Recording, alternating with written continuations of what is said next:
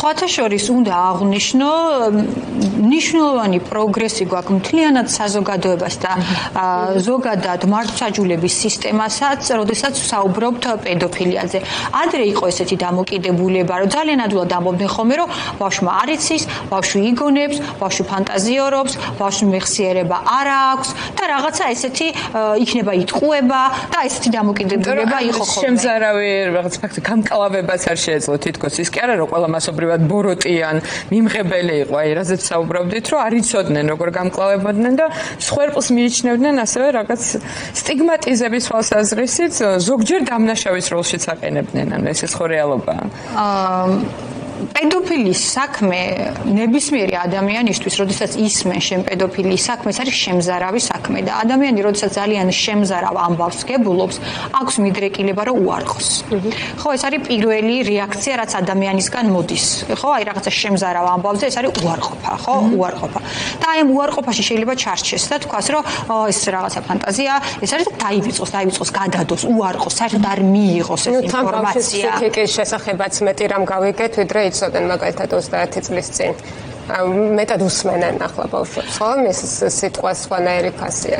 კულტურული საკითხიც არის ბავშვის მიმართ დამოკიდებულების, მას დაუჯერებ, არ დაუჯერებ, მის ემოციას მნიშვნელოვნად ჩათვლი, არ ჩათვლი და ასე შემდეგ ესეც შეიცვალა დროთა განმავლობაში, ხო? რეალურად ჩვენ როგორც საზოგადოება გავიზარდეთ და ცოტა მეტი ვისწავლეთ ფსიქოლოგიაზე და მათ შორის ბავშვთა ფსიქოლოგიაზე და ეს ეხება პოლიციელებსაც, მოსამართლეებსაც და ნებისმიერ ჩვენი საზოგადოების რიგით წევრს და ჩვენ ნელა დავიწყეთ ბავშვების უფრო სერიოზულად აღქმა, უფრო დაჯერება. ადრე თუ ძნელი იყო საერთოდ იმის მტკიცება, რომ ბავშვი სიმართლეს ამბობს, ეხლა ეს დამოკიდებულება მართლმსაჯულების სისტემაში ძალიან შეცვლილია, იმიტომ რომ უამრავი ტრენინგი, მათ შორის ისევ არასამთავრობო ორგანიზაციების, ფსიქოლოგების, უცხოელების, ევროპიდან ჩამოსული ექსპერტების მიერ გაიარა ძალიან ბევრმა ადამიანმა და პროფესიონალმა საქართველოში და გაიგეს, რომ ბავშვი უბრალოდ ვერ იგონებს ესეთ რაღაცებს, მას ეს ან გადახდა, ან მინიმუმ აქვს ნანახი, თუ არა და ასე დეტალურად და საერთოდ ასეთი ტიპის ფანტაზიები ბავშვებს არ ახასიათებთ და ჩვენ ეს უკვე ვისწავლეთ, ამიტომ მშობლებმაც იციან, რომ ბავშვი რაღაცა ასეც თუ ამბობს, უნდა მიაქციონ ყურადღება და მიიყვანონ ბავშვი სპეციალისტთან. უკიდურესი გამონაკლისი შეიძლება იყოს და არა ნორმა, რომ არ არის, აი მე მაგასაც არ ვიტყვი, რომ ეს არის გამონაკლისი. თუ ბავშვი რაღაცას ყვება, ეს არ არის მოგონილი, მინიმუმ სულ მინიმუმ სულ მინიმუმ ბავშვს ეს სადღაც აქვს ნანახი. შეიძლება ბავშვს ეს ფილმში, აი სადღაც უნდა კონდეს ნანახი. იმის დადგენა, თუ ეს ინფორმაცია ბავშვთან როგორ მოხვდა და როგორ შევიდა, არის მარტივი. ეს არ არის რთული. და ის იმას კი არ ვამბობთ ჩვენ, რომ ვინმე რამეს იგონებს. ბავშვებს აუთ განსხვავებული ფანტაზია და განსხვავებული აზროვნება, მაგრამ ბავშვთა ფსიქოლოგებისთვის ეს არის უმარტივესი იმის გაგება, ეს არის შთაბეჭდილება, არა, ყველა ვარიანტში ბავშვს აქვს შთაბეჭდილება თუ ის რამეს ამბობს, მაგრამ ეს შთაბეჭდილება შეიძლება მოდიოდეს იქიდან, რომ ნახა მაგალითად შემთხვევით ნახა პორნოგრაფიული ფილმი, ან ვიღაცას შეუსწრო, ან რაღაცა, მაგრამ ამის დადგენა არ არის ესეთი რთული, მაგრამ ის რომ ბავშვი ამ თემებზე ლაპარაკობს, ეს უკვე არის აი red flag-ი, რასაც ვთქვით, წითელი დროშა, აუცილებლად უნდა მივიყვანოთ სპეციალისტთან, პირველ რიგში ფსიქოლოგთან და ვნახოთ ბავშვი რას ყვება და რატო ყვება, რასაც ყვება.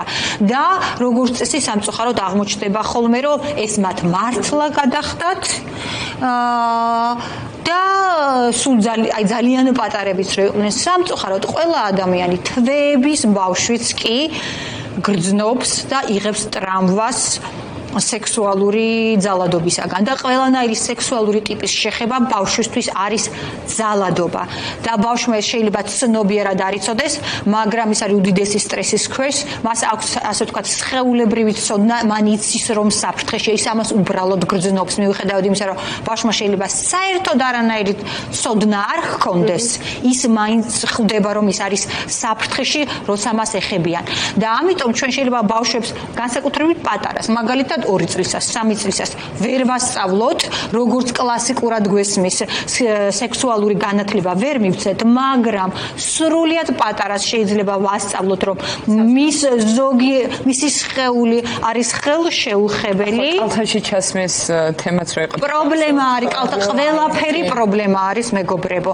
თუ ეს არ არის მშობელი, თუ ეს არ არის უშუალოდ მშობელი და მშობლის შემთხვევაში სამწუხაროდ ზოგჯერ შეიძლება ჰქონდეს ადგილი პედოფილიას. მშობელთანაც არსებობს საზღვრები ცხადია. მშობელთანაც არსებობს საზღვრები, მაგრამ ამისი შემჩნევა ბავშვი ამას გრძნობს. ბავშვი გრძნობს. ახლო წრიდან არის ხოლმე ზუსტად რა თქმა უნდა, ბავშვი ხელში არ ჩაუვარდება სრულიად უცხო ადამიანს, იმიტომ რომ მას არ მიესვლება ბავშვამდე. როგორც წესი, პედოფილიაში არიან ადამიანები, რომლებიც ნდობით სარგებლობენ ამ ბავშვის ოჯახში. ეს შეიძლება იყოს მასწავლებელი, ეს შეიძლება იყოს ნათესავი, მეზობელი და ძალიან ახლობელი. სრულიად უცხო ადამიანი ბავშვთან ისაც ვერ მოდის, იმიტომ რომ ბავშვი მეტნაკლებად არის დაცული და აკონტროლებენ ვისთან აქვს ურთიერთობა. ამიტომ მეტი ყურადღება უნდა მივაქციოთ, თუ რამეზე ვიეჭვეთ, თუ ბავშვმა ასევე ბავშვს ზოგჯერ საერთოდ ვერ ყვება და ვერ ლაპარაკობს, მაგრამ ეწყება ძალიან სერიოზული სიმპტომატიკა და ნიშნები. მაგალითად, არსაიდან ეწყება ღამის ენურეზი, ანუ უნებლიე შარდვა ღამ ბავშვი, ანუ ბავშვი მაგალითად აღარ ატარებს საერთოდ პამპერსს, ან ეწყება უძილობა, ან ეწყება ყვირილი, ან რაღაცა აბსოლუტურად არაჩვეულებრივ სიმპტომატიკას ბავშვი თუ ავლენს, რომელიც არ არის ნორმალური და ხვდებით, რომ მას რაღაცა აწუხებს და რაღაცით არის შეშინებული, უკვე გვჭირდება ჩვენ სპეციალისტი იმის დასადგენად, რა აწუხებს და ვინ აწუხებს. ბავშვს, ესე იგი რაღაცა, ან ვიღაცა ძალიან აწუხებს და ჩვენ უნდა გამოვიკვლიოთ, რა სჭირს ბავშვს თუ ის მკვეთრად იცვლის ქცევას. მაგალითად, აღარ არის სოციალური, აღარ საუბრობს, აღარ სწავლობს, ვეღარ კონცენტრირდება. ყველაფერი ეს, რომელიც უცბად იწყება რადიკალური ცვლილება, მიგვანიშნებს იმაზე, რომ ბავშვი რაღაცაზე ძალიან ნერვიულობს და შეიძლება ვერც კი ამბობს და ვერც ხვდება, რა უნდა მოყვეს საერთოდ. ამიტომ უნდა ვიყოთ ყურადღები.